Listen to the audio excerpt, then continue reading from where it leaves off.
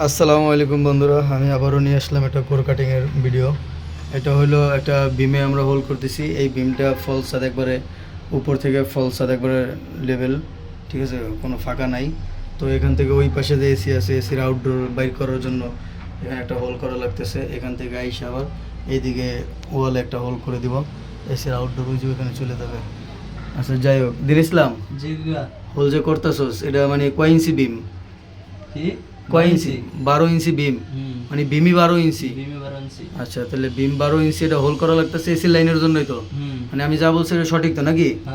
আচ্ছা, এখন এই যে কোর কাটিং যে চালাইতেছস, মানে এই যে এত চিপার ভিতরে বইসা এটা অসুবিধা হইতেছে না? অসুবিধা বলতে তো ফল ছাদের ভিতরে তো কোর কাটিং চালাতে একটু অসুবিধা হয়। একটু হয়, কারণ মেশিনও বড়, ফল ছাদও ছোট, জায়গা কম। কঠিন। আচ্ছা, জায়গা কারণ কিছু করার নাই, যেহেতু এটা করতে হবে লাইন তো একটা আনতেই হবে নাকি, নাহলে তো ওই পাশে এসি চালাইতে পারবে না। এটাই। আচ্ছা ঠিক আছে, করো, চালাও।